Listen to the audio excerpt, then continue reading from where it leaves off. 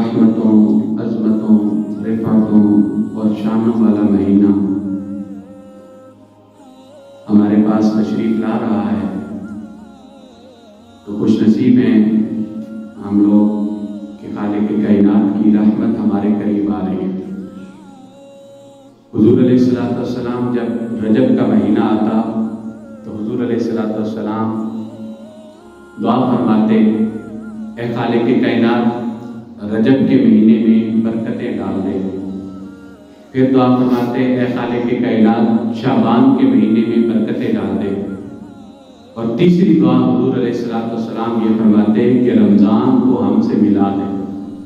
यानी हुज़ूर अलैहिस्सलातु वस्सलाम 2 माह पहले रमज़ान शरीफ की आमद से 2 माह पहले हुज़ूर अलैहिस्सलातु वस्सलाम इस माह मुक़द्दस की आमद का इंतज़ार फरमाते और इसके अंदर शामिल होने के लिए, इस रमज़ान मुबारक से मुलाकात के लिए हुज़ूर अलैहिस्सलातु वस्सलाम रब की बारगाह में दुआएं भी फरमाया करते हैं। तो ये ज़ाहिर सी बात है कि आज हमारे अंदर ना तारुफ करवाने के मुख्तलिफ मिजाज हैं, तारुफ कराने के मुख्तलिफ अंदाज हैं। हमेशा हमने ये देखा है कि छोटा इंसान बड़े की तारीफ कर रहा होता है, बेटा बाप की तारीफ कर रहा होता है, शागिर्द उस्ताद की तारीफ कर रहा होता है और मुरीद अपने पीर की तारीफ कर रहा होता है। छोटा जो होता है वो हमेशा बड़े की तारीफ करता नजर आता है। बाज़ औक़ात हम लोग ऐसे देखते हैं कि जो बड़ा होता है वो अपने छोटे की तारीफ करता है। बाज़ औक़ात बाप अपने बेटे की तारीफ करता नजर आता है। ये अक्सर मामला नहीं होते, कभी कभी ये मामला नजर आता है। छोटे तो हमेशा बड़ों की तारीफ करते नजर आते ही है, लेकिन बड़े कभी कभी छोटों की तारीफ करते हैं। कोई शागिर्द ऐसा होता है जिसकी तारीफ उस्ताद कर रहा होता है, कोई मुरीद ऐसा होता है जिसकी तारीफ उसका पीर कर रहा होता है। यानी बड़े कभी कभी छोटों की तारीफ करते हैं, और जिस छोटे की तारीफ कोई बड़ा कर रहा हो तो फिर हमें ये समझ में आती है, हमारा दिल ये गवाही देता है कि जिस छोटे की तारीफ कोई बड़ा कर रहा है वो छोटा कोई आम नहीं, वो बड़ी अजमतों का हामिल। यानी अगर हम इस रमज़ान मुबारक के मुक़द्दस महीने की अजमत और रिफ़त और शान को समझना चाहते हैं तो ये देखें कि इसकी तारीफ कौन कर रहा है।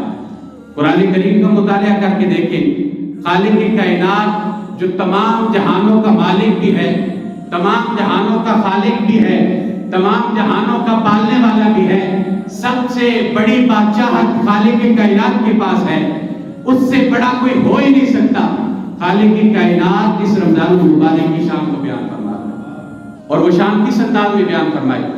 खालिक कायनात ने फरमाया, शहरु रमज़ान अल्लज़ी उन्ज़िला फ़ीहिल क़ुरआन, कि ये जो रमज़ान मुबारक का महीना है, इस महीने के अंदर हमने कुरान करीम को नाज़िल फरमाया।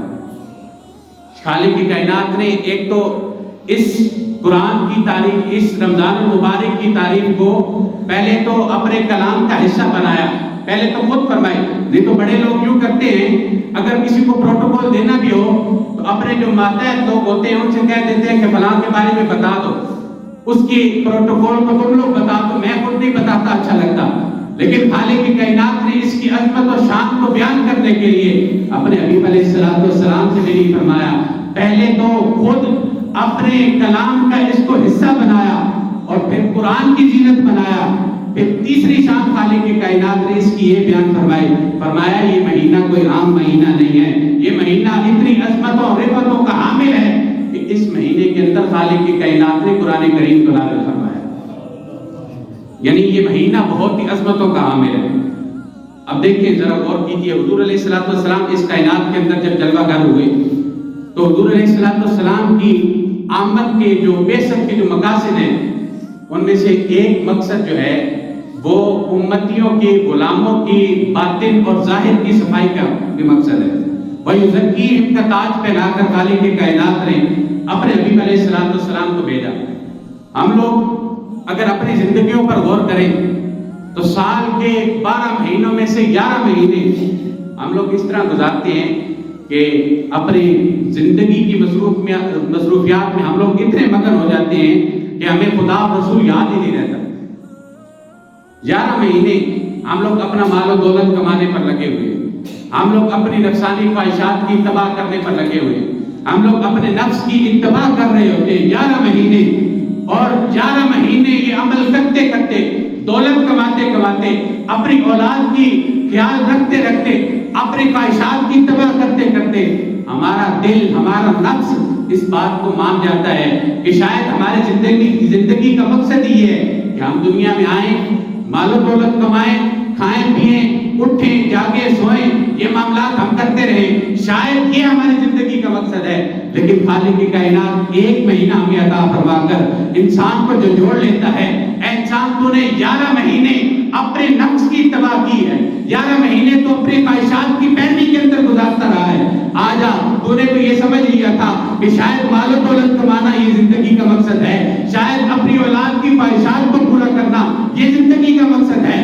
آج رمضان المبارک کے مقدس مہینے کے اندر میں تجھے بتاتا ہوں، صبح سے لے کر شام تک تو نے میری رضا کی خاطر بھوک کو بھی برداشت کرنا ہے، تو نے میری رضا کی خاطر پیاس کو بھی برداشت کرنا ہے، تاکہ تیرے نفس کو، تیرے دل کو اس بات کا پتہ چل جائے میری زندگی کا مقصد نہ کھانا ہے، میری زندگی کا مقصد نہ پینا ہے، میری زندگی کا مقصد نہ مال و دولت کمانا ہے، حقیقتاً میری زندگی کا جو مقصد خالق کائنات نے جس مقصد کے لیے مجھے اس دنیا کے اندر بھیجا ہے، وہ مقصد صرف اور صرف اپنے اللہ اور اس کے حبیب کو راضی کرنا ہے۔ یعنی دیکھیں نا، اگر رمضان المبارک کے مہینے میں ہم لوگ وہ جو جائز چیزیں ہمارے لیے، کھانا ہمارے لیے جائز ہے نا، ہم کھاتے رہتے ہیں بہت ساری حلال چیزیں جو ہم لوگ عام روٹین کے اندر، روٹی کھاتے ہیں، سالن کھاتے ہیں، گوشت کھاتے ہیں، سبزیاں کھاتے ہیں، یہ ساری چیزیں ہمارے لیے حلال ہیں، لیکن خالق کی کائنات نے ان چیزوں سے بھی منع فرما دیا رمضان المبارک میں۔ اور صبح سے لے کر شام تک صرف بھوک کو برداشت کرنا، پیاس کو برداشت کرنا، اپنی نفسانی خواہشات کی پیروی نہ کرنا، اس کو برداشت کر کے رکھنا، اس میں مقصد کیا نظر آیا؟ یہ کھانا پینا زندگی کا مقصد نہیں ہے، یہ اٹھنا جاگنا سونا یہ زندگی کا مقصد نہیں ہے۔ زندگی کا مقصد کیا ہے؟ صرف اور صرف اللہ کی رضا کا حصول ہے، صرف اور صرف اپنے رب کو راضی کرنا، یہ زندگی کا مقصد ہے۔ خالق کی کائنات نے واضح طور پر اس چیز کو بیان فرما دیا۔ اب حضور علیہ السلام اپنے امتیوں کے ظاہر اور باطن کو پاک کرنے کے لیے، ظاہر کی پاکی کیا ہے کہ انسان وضو کرتا ہے، غسل کر لیتا ہے، اپنے آپ کو بال سنوار لیتا ہے، اپنے لباس کو صاف ستھرا رکھتا ہے، یہ ظاہر کی پاکی ہے۔ باطن کی صفائی کے لیے بہت سارے معاملات شریعت نے اور حضور علیہ السلام نے ہمیں سکھائے، ان میں سے ایک معاملہ جو ہے، ایک جو طریقہ شریعت نے سکھایا ہے، وہ رمضان المبارک کے روزے رکھنے سے بھی انسان کا باطن پاک ہو جائے گا۔ رمضان المبارک کا روزہ رکھتا ہے انسان تو انسان کے اندر کو پاکی مل جاتی ہے۔ یہ حضور علیہ السلام کی بعثت کا جو مقصد تھا، اس مقصد کا بھی حصول ہے۔ اب خالق کی کائنات نے تسلی بھی دی، حکم بھی ارشاد فرمایا، اور قرآن کی زینت بھی اس حکم کو بنایا، فرمایا یا ایھا الذین آمنوا، اے ایمان والو، اے میرے نبی سے پیار کرنے والو، اے میرے نبی سے اپنا رشتہ مضبوط بنانے والو، کرو کیا؟ کتب علیکم الصیام، تمہارے اوپر روزوں کو فرض کر دیا گیا۔ صوم کہتے کسے؟ صوم کا لغوی معنی جو ہے نا، لفظی مطلب وہ ہے رکنا۔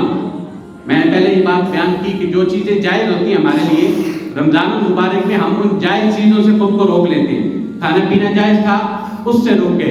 ہمارے لیے حقوق زوجیت ادا کرنا وہ جائز تھا، اس سے روکے۔ جو چیزیں جائز تھی، جن چیزوں سے خالق کی کائنات نے رمضان کے روزے میں منع فرما دیا، ان جائز چیزوں سے بھی ہم لوگ رک جاتے ہیں۔ تو جو روزہ ہے، اس کا لغوی مطلب کیا ہے؟ رک جانا۔ خالق کی کائنات نے فرمایا کتب علیکم الصیام، تمہارے اوپر روزوں کو فرض کر دیا گیا۔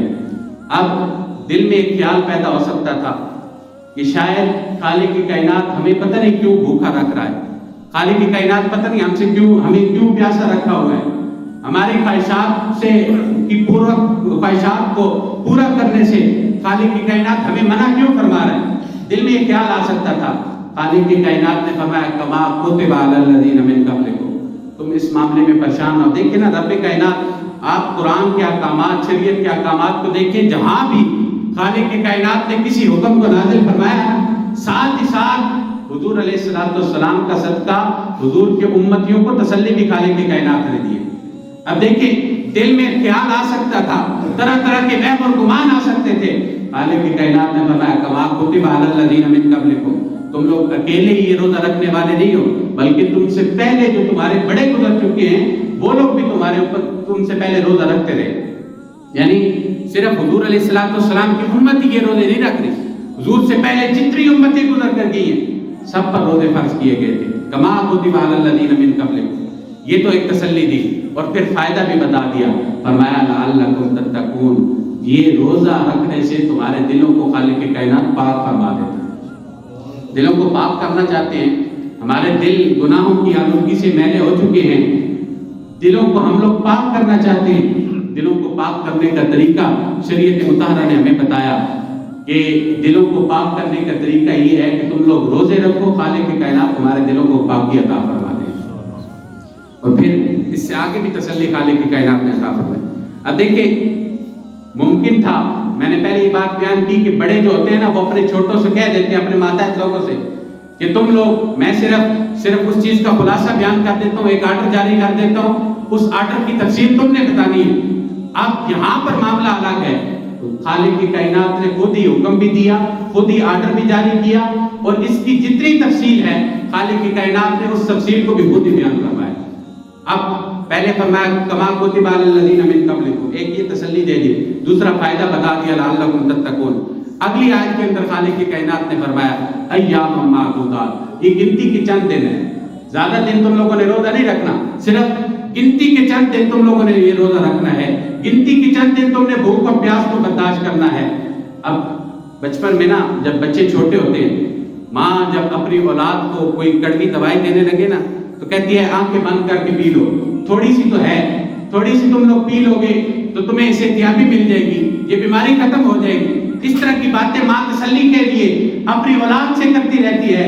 خالق کی کائنات بھی اپنے بندوں کے ساتھ رحمت فرما رہا ہے، خالق کی کائنات بھی اپنے بندوں کو تسلی دے رہا ہے اور اعلان فرما رہا ہے ایام معدودات، میرے بندوں پریشان نہ ہونا، گنتی کے چند دن تو ہیں، تھوڑے سے دن تو تم نے روزے رکھنے ہیں، سال کے 12 مہینے ہیں، 12 مہینوں میں سے ایک مہینہ تم نے روزے رکھنے ہیں، 11 مہینے تو تم لوگوں نے کھانا پینا ہی ہے، 11 مہینے بھی میں تمہیں عطا کرتا ہوں، ایک مہینے بھی میں نے ہی تمہیں عطا کرنا تھا، لیکن میں یہ دیکھنا چاہتا ہوں کہ کون میری رضا کی خاطر روزہ رکھتا ہے، کون مجھے راضی کرنے کی کوشش کرتا ہے، اور صرف اس میں میری رضا نہیں ملے گی بلکہ تمہارے دل کی بھی صفائی ہوگی، دل کی لعلکم تتقون، جو مقصد خالق کی کائنات نے بیان فرما دی۔